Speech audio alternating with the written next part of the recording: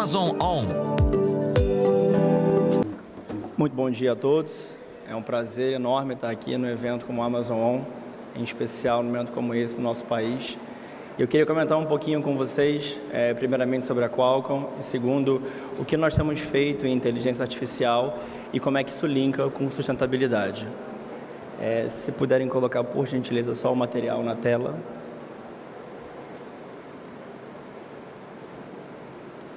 Bom, primeiramente, a Qualcomm é uma empresa líder em tecnologia, muito conhecida no setor de telecomunicações em especial, mas como eu vou mostrar um pouco mais à frente, atua em diversos segmentos. É uma empresa hoje que já está presente em 35 países, tem mais de 50 mil funcionários, né?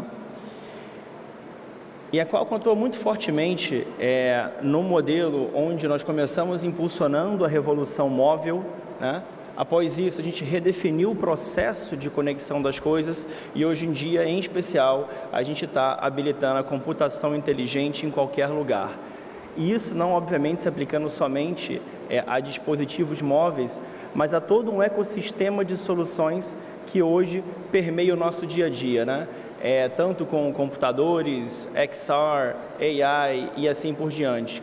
Ou seja, a gente tem habilitado a inteligência nos mais diversos segmentos, trazendo a tecnologia como pilar principal. Na linha de IoT especificamente, que é um dos grandes pilares da Qualcomm, em especial na linha automotiva, já são mais de 16 mil clientes no mundo, né, que são habilitados pelo chipset e ecossistema Qualcomm no seu dia a dia. E aqui, como vocês podem ver, nós vemos atuando em diversas verticais, saúde, utilities, mining e assim por diante. Ou seja, a nossa tecnologia tem permeado esses diferentes fronts, trazendo ali o que tem de mais novo, não somente no mundo, como também no Brasil. E naturalmente, como uma empresa de tecnologia, o investimento em pesquisa e desenvolvimento é consideravelmente grande.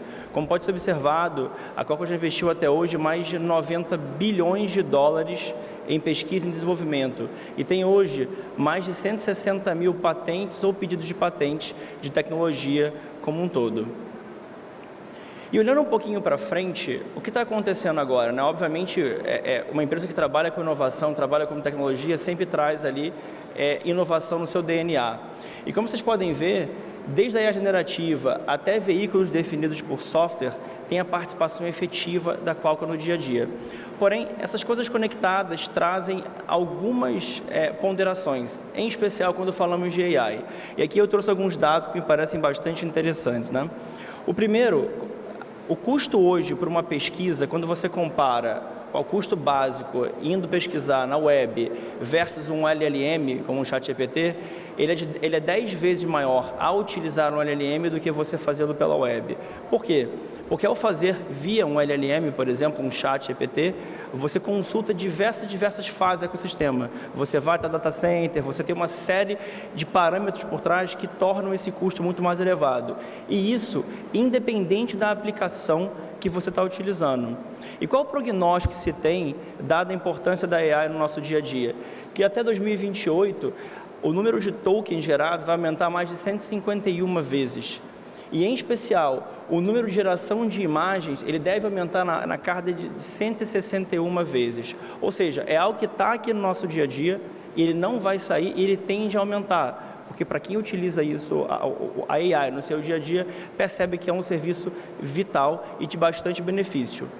Qual que é o problema disso, né? Quando a gente olha hoje a maneira como atuamos, né, ou seja, a maneira como está estruturada a metodologia de atuação de AI, se continuar como está, em alguns anos, 3,5% da energia mundial será utilizada somente para sustentar o ecossistema de AI.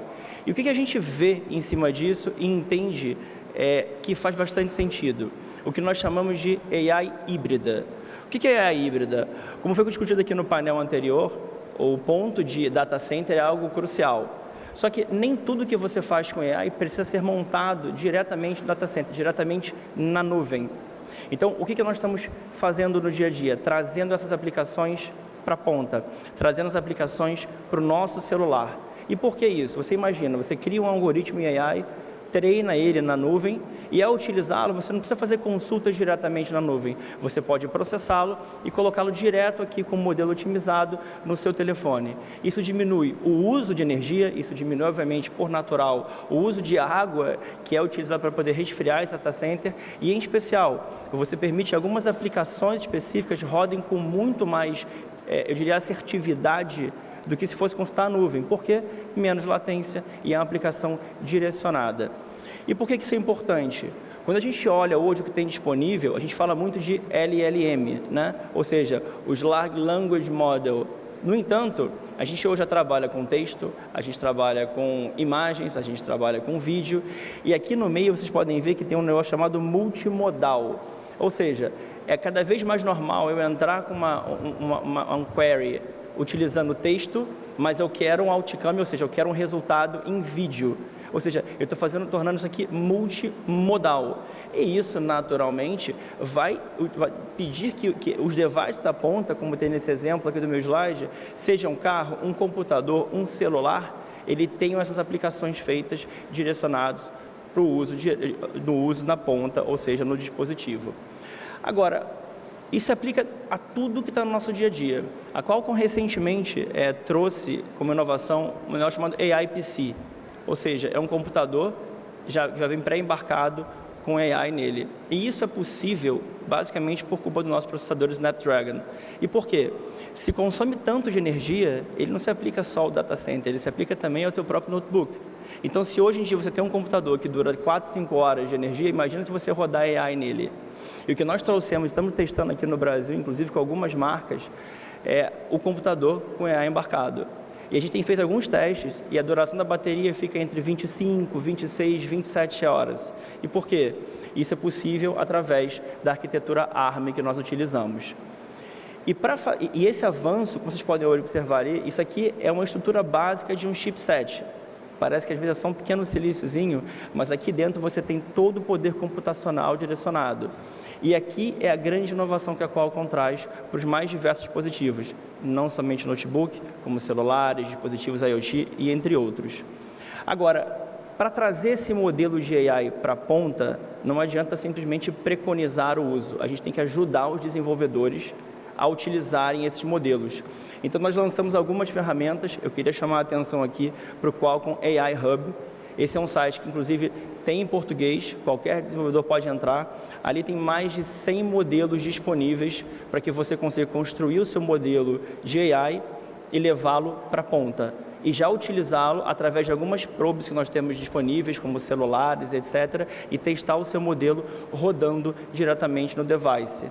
Isso já otimizado e garantido pela própria Qualcomm Technologies. Ou seja, o desenvolvedor brasileiro já tem acesso a isso hoje e pode começar a utilizá-lo para conseguir tornar o seu modelo mais otimizado para o device on edge.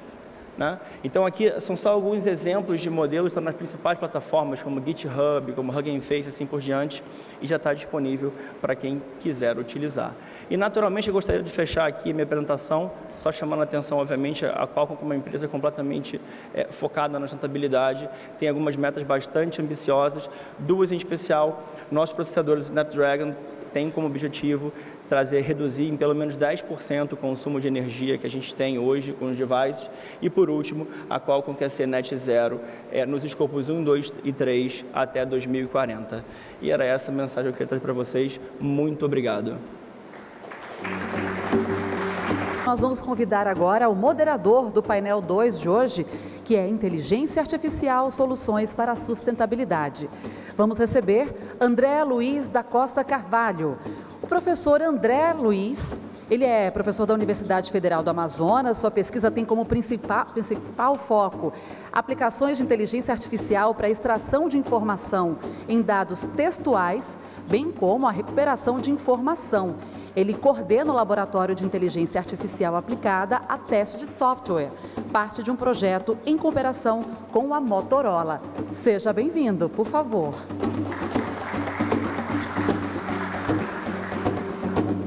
Convidamos também para fazer parte desse painel Paulo Bernardoc, diretor de Redes e Tecnologia Ericsson Latam South. Vamos aplaudi-lo. Marcelo Mota, diretor de Cibersegurança e Soluções Huawei.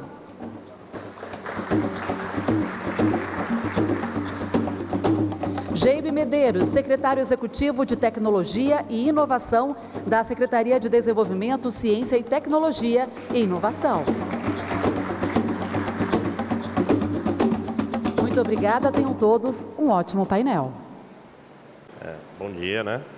O professor falando.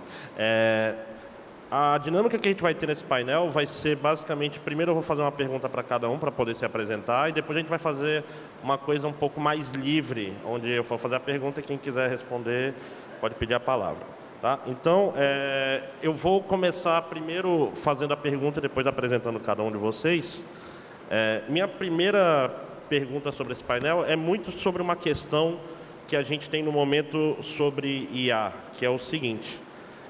Como todo mundo aqui sabe, os modelos geradores de texto, como a ChatGPT, Gemini e etc., foram bastante disruptivos nos últimos anos.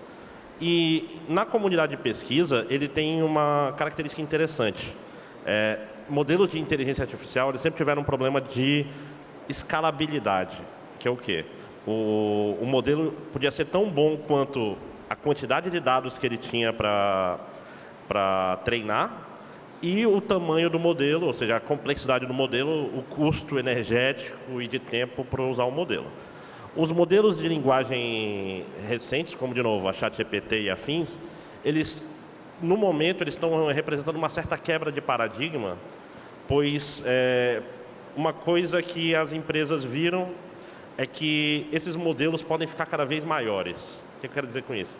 A gente ainda não viu o limite desses modelos, a gente não sabe até onde eles podem chegar. Isso é uma coisa que assusta algumas pessoas. Teve o George Hinton, que foi diretor do Google, saiu, pois esses modelos são meio que uma caixa preta que estão ficando cada vez mais poderosos. Não quero assustar ninguém, mas acho que já zarpou um pouco esse barco.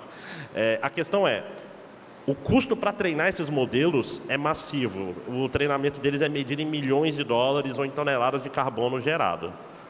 E os incentivos monetários, capitais, etc., estão para fazer modelos cada vez maiores. Em contrapartida, o custo de energia está um custo gigantesco. A gente está num momento de crise climática, a gente está numa seca recorde, a gente está com fumaça no país inteiro. E a pergunta que eu quero fazer é como vocês acham que dá para equalizar, equilibrar essa busca por modelos cada vez mais potentes, que a gente ainda não sabe o limite, com o desafio da economia de energia, já que para a experiência de usuário, principalmente, importante é ter o melhor resultado do mundo. Se você tem um modelo, olha, essa aplicação não é tão boa quanto a ChatGPT, mas é muito mais eficiente energeticamente, boa parte dos usuários vai preferir a que é mais cara, mas que dá resultados muito melhores. Então, eu vou começar passando a palavra para o Paulo Bernardoc, que é diretor de redes e tecnologia da Ericsson Latam. O Paulo Bernardoc é graduado em Engenharia Elétrica pela Universidade Estadual de Campinas, a Unicamp, com MBA em Negócios pela Universidade de São Paulo, especialização em Data Science pela Unicamp. Ele está na Ericsson desde 94, tendo ocupado diferentes posições na empresa no Brasil e no exterior, entre elas a de diretor técnico global, ou CTO, da empresa responsável pelo atendimento da Telefônica em Madrid.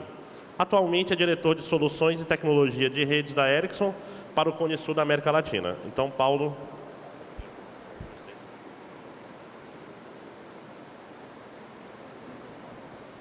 Obrigado. Obrigado, André. Prazer estar aqui com vocês. Bom dia a todos. Esse dilema colocado pelo André, né, ele está no nosso dia a dia, né, ele é real. E o que a gente observa é que os modelos cada vez aumentam mais, né, e isso joga o processamento, a necessidade, né, de data centers cada vez maiores. Agora, em paralelo, como bem colocado pelo Diego, a gente observa que a tendência, né, é levar esses modelos para a ponta, né, para os dispositivos. Né? E o desafio é encontrar o balanço, né, entre um modelo que entregue aquilo que ele se propôs, com uma simplicidade para que possa rodar em cima de um dispositivo, né?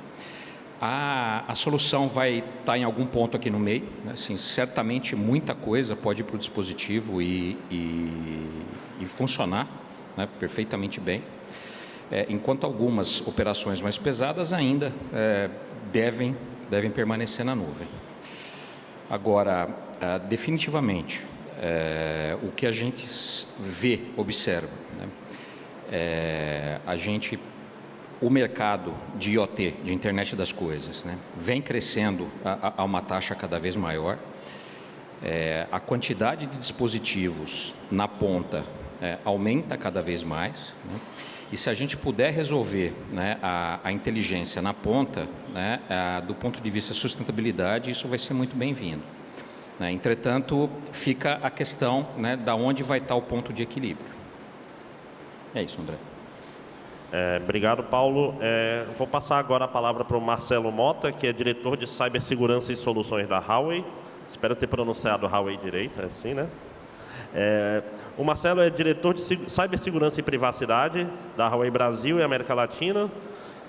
Trabalha desde 2002 na companhia, em diversos cargos no Brasil, América Latina, no time global e na China. Anteriormente, passou pela Nortel Networks e Siemens, e foi professor de Engenharia de Redes do Instituto Mauá de Tecnologia. Possui mestrado e bacharelado em Engenharia de Sistemas e Telecomunicações pela Politécnica Universidade de São Paulo, a USP, e MBAs em Economia Internacional e Setor Financeiro pela FIA-FEA USP, com extensão em Economia de Empresas na Universidade de Grenoble-Alpes, em Pierre Mendès, na França. Ok, Marcelo, fique à vontade. Muito obrigado, André, pela pergunta. Prazer estar aqui hoje. Vou compartilhar um pouquinho da nossa perspectiva em relação à IA, né? E a conexão disso com toda essa questão de sustentabilidade. Bom, o crescimento do tráfego de dados ele tem crescido aí da ordem de 50% ao ano. Se a gente colocar isso ao longo de 10 anos, o consumo de dados por habitante no planeta vai crescer da ordem de 40 vezes. Então, é impossível a gente imaginar que vai ter um crescimento de energia, especialmente se for não renovável, nesse mesmo ritmo, né? Então, dessa forma, a gente tem investido fortemente na redução do consumo energético dos nossos produtos, reduzindo aí 30% já de 2020 a 2025, redução de 30%, e adicionalmente mais 50% até 2030. Então, quando a gente olha esses números de crescimento de dado e o consumo energético, né, dos equipamentos, a gente ainda observa que você vai ter um crescimento de energia associado à ICT. Nas nossas contas, esse crescimento de energia acontece da ordem de 2%. Tá? Agora, os ganhos associados ao fato de você ter tecnologia de telecomunicações e informação, isso vai trazer um ganho para a sociedade, uma economia de energia da ordem de 20%. Ou seja, você gasta para construir conectividade de sistemas inteligentes, mas você vai economizar por meio dessas aplicações, né, cada vez mais inteligentes, que advém desse framework de dispositivos conectados, Big Data e AI. Tá? Um exemplo desses ganhos, né, está relacionado, por exemplo, vou citar um exemplo, a predição, por exemplo, do caminho que um tufão vai fazer, né? É importante você saber que caminho que isso vai fazer. Até então, isso vinha sendo feito por meio de modelos numéricos, e aí você fazia isso utilizando alguma coisa da ordem de 3.000 servidores, rodando de 4 a 5 horas para você predizer o caminho desse tufão em 10 dias. Tá? Em 10 dias, por onde esse tufão vai passar. Por meio de AI, né, nós publicamos um artigo na Nature, mostrando que, por meio de inteligência artificial, hoje a gente consegue fazer isso em questão de minutos, utilizando apenas um recurso muito pequeno em termos de número de servidores. Então, assim, é um ganho extremamente expressivo por uma predição mais precisa, né? Então, eis um dos exemplos desses ganhos. Então, a nossa ideia como empresa é, construir equipamentos eficientes, colocar conectividade na ponta e trazer esses modelos, né? Criar uma infraestrutura de computação na nuvem para que qualquer indústria que queira desenvolver as suas aplicações consiga fazer isso de forma mais eficiente, de forma mais rápida, por modelos já dedicados por verticais em que nós temos, né? Portanto, otimizando esse tempo e facilitando com que esses ganhos atinjam a sociedade e as verticais de uma forma mais rápida. Tá? Agora vou passar a palavra para o Geibe Medeiros. O Geibe é secretário executivo da Secretaria de Estado de Desenvolvimento Econômico, Ciência, Tecnologia e Inovação, SEDECT. O Geibe Medeiros possui graduação em Engenharia Elétrica pela UFAM, complementada por uma pós-graduação em Engenharia da Produção na mesma instituição. Atualmente, ele desempenha um papel crucial de secretário executivo de Ciência, Tecnologia e Inovação, SECT, na Secretaria de Desenvolvimento Econômico, Ciência, Tecnologia e Inovação, SEDECT. Então, Geibe, com a palavra. Bom dia a todos. E aí, para acrescentar um pouquinho no currículo, eu venho da iniciativa privada e eu trabalhei durante 14, 15 anos dentro da Nokia Celulares. Então, tecnologia era meio que o meu dia a dia, né? E hoje como secretário executivo de Ciência, Tecnologia e Inovação, o que eu tenho pensado hoje, né? Então, a gente está com uma série de trabalhos, por exemplo, com um plano de bioeconomia, reestruturando o nosso sistema estadual de inovação. Então, a gente sabe que vai precisar utilizar muito esses dados. Então, o meu foco mais hoje é na preparação e a utilização dos dados, né? Então, por exemplo, a gente está naquela, eu acredito, né, que a gente está naquela fronteira onde o conhecimento, a utilização da IA ainda está no comecinho de tudo isso. Então, tem muita confusão ainda. O pessoal fica dizendo, isso aí vai substituir o nosso trabalho, vai substituir quem usa de quem não usa. Então, vai fazer essa troca. Então, se você não estiver usando a inteligência artificial, você vai ter sérios problemas. Para a gente é crucial usar, porque, por exemplo, eu tenho uma base de dados gigantesca com a questão da nossa biodiversidade. Nessa preparação, por exemplo, do Plano Estadual de Bioeconomia. E a gente precisa trazer para essa discussão todas as soluções que hoje estão aí, né, em termos de hardware. Por exemplo, na UEA tem o Curupira, que é um sisteminha que vai monitorar a floresta. Então, vou precisar agora, a partir daí desse monitoramento, fazer a análise de todo esse dado que a gente vai coletar. E eu preciso preparar o povo, né? Eu preciso preparar o governo, o corpo técnico para poder utilizar as informações, a tomada de decisão, você ter mais agilidade na hora de tomar a decisão. Então, assim, por isso que para a gente é importantíssimo nesse momento, mas eu estou focado hoje, basicamente, na questão da capacitação do povo dentro, né? E olhando o que eu posso, por exemplo, um dos problemas que a gente tem eu acredito que seja no Brasil, de uma forma geral, é você não conectar, né, as soluções, né, os problemas com as soluções. Então, tem um grupo aqui está com as soluções, o outro grupo está com os problemas, e tem gente querendo ajudar nesse meião e a gente não está conseguindo fazer essa integração. Então, esse é um dos papéis que eu tenho tentado executar aqui em Manaus, né, aqui no Amazonas. Colocar todo mundo na mesma base e a gente poder tomar decisão em cima disso. Então, eu sei que é uma tarefa dificílima, mas eu conto com a IA, por isso que a IA é fundamental para a gente poder fazer esse papel. Então, muito obrigado aí por ter me esperado um pouquinho, que eu estava num outro evento ali também envolvendo a questão de IA, né? Ok. Obrigado, Geibe. Vou passar agora a palavra para o nosso panelista, Diego. Diego, fica à vontade. Acho que a pergunta é interessante por si só, né? Eu concordo, subsecretário, que, de fato, a gente tem um desafio enorme de fazer com que as pessoas utilizem AI e de verdade, tem muita gente que fala que é um hype e não é, né? Para mim, a utilização de AI atualmente está para o que era o computador na década de 90, né? Ou seja, quem não aprendeu a usar, em pouco tempo ficará obsoleto. E de verdade não acho que ao longo do tempo a AI vai simplesmente acabar com empregos. Eu acho que ela vai criar novos, assim como aconteceu com outras tecnologias. Mas pegando um pouco do cerne da pergunta, existe sim uma necessidade enorme de processamento e de treinamento dessas IAs com dados, né? Só que vai chegar um ponto que vai entrar, a pessoa sabe bem, a lei dos retornos decrescentes. Ou seja, quanto mais dado você colocar, você não vai ter um resultado proporcional, vai começar a decair, né? Então, acho que esse nível de discussão que a gente está tendo atualmente em como você treinar de maneira mais eficiente, como é que você tem algoritmos mais eficientes para que utilize menos energia, vai ser cada vez mais preponderante. Esse seria o primeiro passo. O segundo passo é que o custo não é somente da energia, mas para as empresas que vão adotar, existem dois pilares principais. O custo de cloud ele vai aumentar naturalmente, porque hoje tem quase tudo hosteado na nuvem. E o segundo, o custo das APIs dessas próprias AIs, né? Ou seja, você tem que conectar a tua base de dados a um ChatGPT, a um Gemini, a qualquer que seja a solução.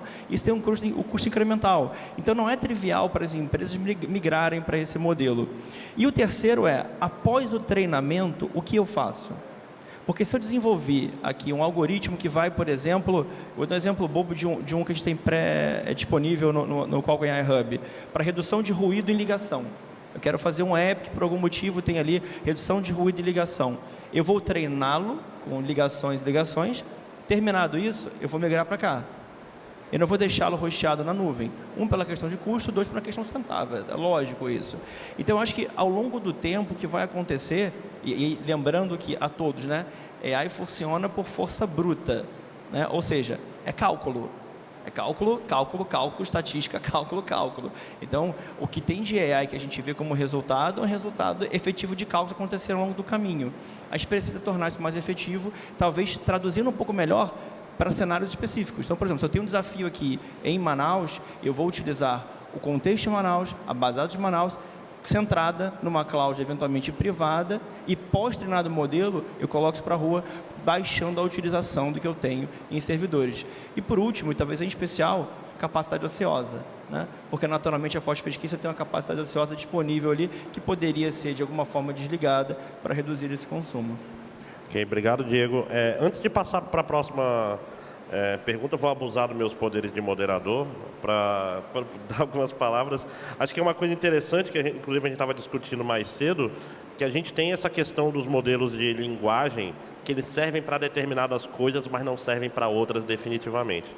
Porque eles são caros, porque eles são lentos, eles ainda têm que gerar palavra por palavra, e eles são desafiantes para a nuvem. Porque você não é trivial você tendo uma placa de rede, uma GPU, você não consegue fazer ela ser elástica, você consegue usar várias para fazer um modelo, mas não consegue botar vários modelos em uma GPU, tão simplesmente, porque o gargalo é memória. Então, é caro, é só você ver, a OpenAI ela roda num prejuízo incrível, a Microsoft está bancando a ChatGPT já faz uns anos, à procura de um modelo de negócio sustentável. Não sei se vão conseguir.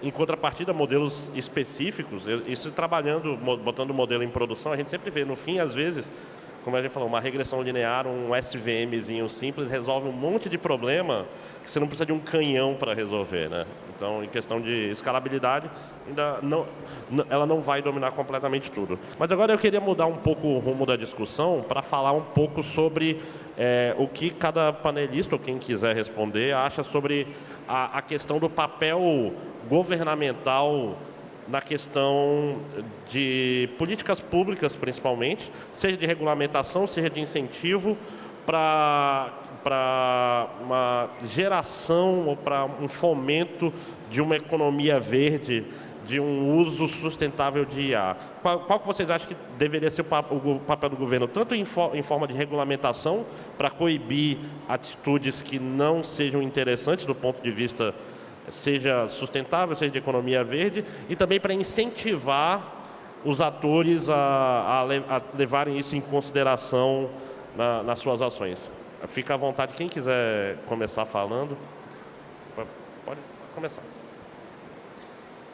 Bem, esse momento, né, que a gente está vivendo é um momento que a tecnologia está nascendo, né, e está crescendo, né? Então, é sempre necessário um cuidado, né, por parte do governo para assegurar que isso está seguindo para um caminho adequado, né?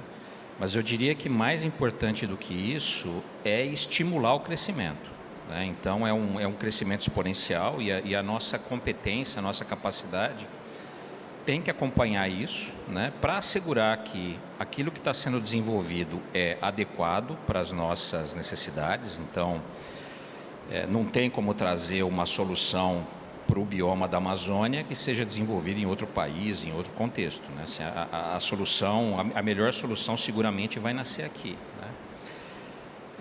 E que haja mão de obra capacitada para suportar isso, para suportar as necessidades das indústrias na Amazônia, da questão ambiental, né? Assim, os desafios, né, que os amazonenses que os habitantes da Amazônia vivem, né, no seu dia a dia, né? Tem muito espaço, tem muita coisa a ser feita, né? E esse estímulo ele pode sair tanto na questão de existir uma infraestrutura adequada para que essas aplicações floresçam, né? E eu diria que num primeiro momento essa infraestrutura e é um grande desafio, que é a conectividade, né? Assim, extensões territoriais como a Amazônia não são triviais, né? E a gente tem agora, né, as soluções via satélite que vão trazer, né, uma contribuição muito boa para resolver isso, né? Estímulo também para que startups, né, e a academia comecem a criar soluções e trazer essas soluções para o mercado, né? Então, algum cuidado aí é sempre muito bem-vindo, né? E por fim, né, a questão da capacitação tecnológica, né? A gente sabe que no Brasil uma das grandes barreiras que encontramos, né, na disseminação, né, da tecnologia, mesmo das mais básicas, muitas vezes não é o preço, mas é a capacidade de usar aquelas aplicações, né, e tirar proveito delas. Então, a formação da mão de obra, né, é essencial para se atingir esse objetivo. Acho que o governo tem um papel preponderante e aqui no Brasil, inclusive, a gente tem um bom direcionador ali, que é o Plano Brasileiro de Inteligência Artificial, que já permeia muitas das camadas de desenvolvimento que a gente precisa fazer ali e, obviamente, estimula bastante. E eu acho que o próximo passo talvez seja linkar cada vez mais essas ações com casos de uso que estão acontecendo no mercado, né? Seja através da academia, que hoje é onde está ali o grande celeiro de especialistas, pesquisadores, que trazem muito conhecimento para o mundo privado junto ao governo. Então, você forma uma trinca aqui que é vencedora. Mas eu acho que a gente aqui no Brasil, pelo menos, né, lendo o plano e vendo para qual caminho ele foi muito bem construído, eu acho que a gente tem ali bons direcionadores para esse momento que estamos vivendo, em especial de construção do modelo. Mas eu concordo com o Paulo, né? Capacitação é a palavra-chave e crucial, né? Por isso que eu acho importante modelos que já foram utilizados, modelos que já têm disponíveis, e a gente tentar traduzir o que é trabalhar com AI para aquele jovem estudante, para quem está saindo da universidade agora também, para que ele já ingresse no mercado dotado dessa capacidade e provoque as empresas, faça essa provocação de dentro para fora, para que isso rode comumente junto ao governo também. Falando um pouquinho aqui, a gente no Brasil tem o projeto de lei número 2338 de 2023, que busca regular a inteligência artificial. Então, essa é do governo federal, né? E, obviamente, a gente precisa pensar um pouquinho na questão das nossas comunidades mais vulneráveis. Mas do meu lado, especificamente, como eu não estou dentro do campo dos senhores aqui, é mais na parte da utilização da ferramenta e extração desses dados, né? Eu tenho buscado a questão da capacitação, né, para poder promover isso. Então, é onde eu vou conversando com a universidade, né? Esses dias eu estava na UFAM a gente estava tentando ver alguma possibilidade de promover algum tipo de curso, né, nessa linha de utilizando inteligência artificial nas questões da sustentabilidade. E também a gente fazer criar um painel que seja na utilização dela, para ela me colocar todas as possibilidades, todas as soluções que eu teria e para a gente poder, por exemplo, na questão climática, que a gente hoje está sofrendo muito, né? E a gente sabe que tem muita gente construindo coisas muito legais aí nesse campo. Só que a gente precisa agora agregar isso. Então, esse é o nosso grande papel. Então, eu não tenho muito trabalho dentro da questão de legislação, né? A gente está, obviamente, trabalhando com a legislação da inovação, que o Amazonas foi o primeiro que teve uma lei nesse sentido, e a gente ficou desatualizado, e a gente precisa trabalhar na atualização dela. E, com certeza, a gente vai dar um olhar especial para a inteligência artificial também. Eu acredito que o governo tem um papel fundamental, não só na questão da capacitação, mas na indução do uso das novas tecnologias para resolver problemas atuais. Então, temos aí a questão de queimadas, facilmente monitorável e até por meio de inteligência artificial, identificação de fumaça, etc. Segurança das nossas fronteiras por meio de detetores de ruído, etc. Quer dizer, existe tecnologia para fazer isso acontecer. Eu acho que é uma questão de ter os problemas e induzir que esses problemas possam ser resolvidos por meio da comunidade local, usando as ferramentas que nós, como fornecedores, a gente já tem. Então, tem muita coisa, esse intercâmbio do que já foi feito fora, para o que pode ser feito aqui, utilizando modelos já, eventualmente, até pré-treinados, pode facilitar a solução desses problemas e, ao mesmo tempo, garantir um ecossistema mais sustentável, até de novas empresas surgindo, para trazer esses serviços, oferecer esses serviços localmente. Então, nós temos também uma iniciativa de trabalhar com o Brasil com o objetivo de, por meio dessas novas tecnologias, incentivar o surgimento e o lançamento de startups.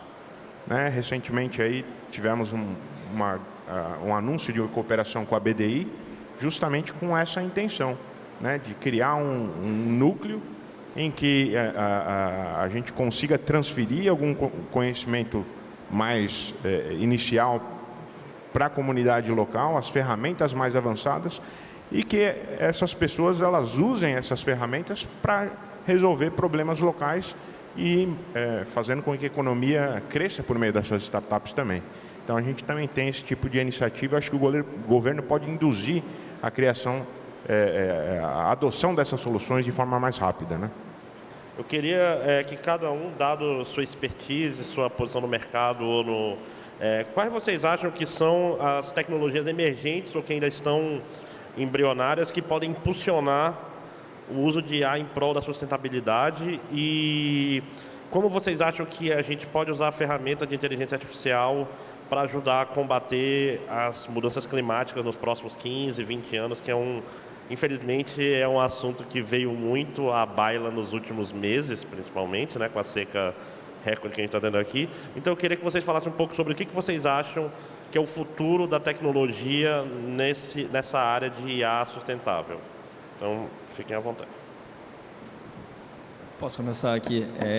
Olhando um pouquinho o que tem acontecido no mundo, a gente vê algumas aplicações específicas. O primeiro é o uso de energia sustentável para você alimentar esses data centers e obviamente, infraestrutura que você utiliza para poder rodar AI.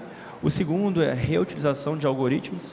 Você não tem a necessidade, obviamente, de treiná-los e gastar o mesmo tanto de energia que você fez. O terceiro, hardware mais eficientes. Isso é crucial, cada vez mais. Você tem ali hardware que utiliza menos energia e consigam processar, ter a capacidade de processamento ainda mais pesada. E ali, acho que talvez o principal ponto é que os modelos que forem utilizados sejam, de fato, treinados com objetivos específicos, ou seja, mais direcionados. Agora, onde isso é aplicado diretamente? A gente está olhando na AI ou seja, o ecossistema de AI é sustentável, mas como é que eu aplico o AI na sustentabilidade? Talvez, na minha opinião, pelo menos, a principal tecnologia que aliada à AI vai trazer esse benefício é a internet das coisas, né? Seja em agricultura de precisão, seja em monitoramento efetivo do clima e etc. Porque se você tem aquela miríade de equipamentos conectados em diversos setores, gerando uma infinidade de dados o tempo todo, vai ser quase que impossível que você tenha ali uma pessoa olhando, tomando decisões. Então, você traduz esse modelo através do AI, né? Capacita a ferramenta para que ela, de fato, entenda o que tem que ser feito e torne aquele ambiente ali 100% autônomo, eu diria, né? Então, acho que o grande ponto, na minha opinião, é, além da própria AI, a sua infraestrutura, o seu ecossistema ser mais eficiente, dentro desses parâmetros que comentei, é você aliar a AI com outras tecnologias e, para mim, o grande ativo vai ser a internet das coisas. Complementando aqui as ideias do Diego, né? O primeiro passo, o passo zero, né, a ser dado, né, para a sustentabilidade é ter conectividade, né? Então, sem conectividade, você não recebe informação, você não tem como transferir os dados, né? Então, isso deve ser uma prioridade, né, principalmente no caso do bioma da Amazônia, né? Então, seja essa conectividade feita por fibra, por redes celulares terrestres ou mesmo por satélite, né, isso é um passo essencial para se começar, né? E fazendo um paralelo, né, com um setor que tem algumas características comuns, né, com a questão da Amazônia, que é a agricultura, né? São áreas, extensões territoriais imensas, né, com uma densidade populacional muito baixa, né? A gente observa que, mesmo nessas condições, né, a agricultura vem conseguindo trazer a questão da sustentabilidade e embutir a questão da sustentabilidade, né? Seja por ter equipamentos mais capazes, né, que rodam os seus próprios modelos. Então, uma colheitadeira é um computador ambulante, né? Ele faz uma série de decisões localmente, né? Mas depende da conectividade para receber e transmitir informação, né? A gente tem uma redução brutal do desperdício de insumos, da economia de água. Então, assim, a agricultura está dando esse passo, né? Então, é a questão de trazer, né, os modelos para aquilo que esse bioma demanda, né? E especialmente, né, quando o André pergunta, né, o que a gente espera para o futuro, né? Uma das características do 6G, né, eu sei que é um pouco cedo para falar de 6G, mas uma das características que fazem parte dos seus requisitos básicos, né, é conectividade ubíqua, é ter conectividade em qualquer lugar, né? Então, a gente deve esperar ideias nesse sentido vindo, né, para atender, né, essa demanda. É claro que a gente não pode esperar, né? A questão ambiental ela é urgente, emergente, então a gente deve começar a trabalhar agora, né, para conseguir assegurar conectividade significativa de qualidade, né, para todo esse bioma.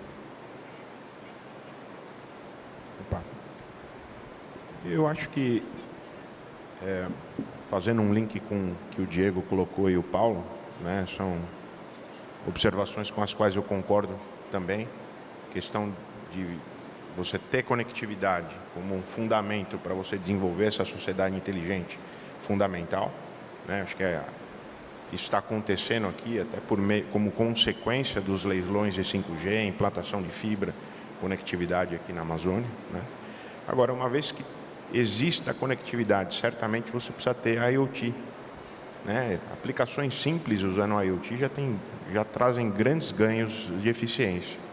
E o cenário em que eu vejo que isso deve acontecer e poderia acontecer com ganhos expressivos de sustentabilidade para a sociedade como um todo, é levar isso para o nível das cidades inteligentes, né? Sou de São Paulo e o trânsito naquela cidade é caótico. Mas nós tivemos, por exemplo, uma aplicação de um sistema inteligente de controle de fluxos de veículos em Shenzhen, em que se reduziu na cidade em 16% o tempo de comutação entre um ponto A e um ponto B por meio de semáforos inteligentes e uma coordenação central desse grande sistema viário naquela cidade. Então, eu acredito que esse é apenas um exemplo, mas existem diversas aplicações dentro das cidades que poderiam ser implementadas no Brasil como um todo, até fomentando a criação de empregos locais, né? Então, acho que isso seria um ponto importante. E quando você fala das tragédias climáticas, né, que estão acontecendo e como que a gente poderia usar a inteligência artificial para prever isso, na verdade, são soluções extremamente complexas, com uso de poder computacional relativamente grande, mas ainda assim você precisa de um conjunto de dados para você poder rodar esses modelos e trazer essas predições, colocar essas predições disponíveis.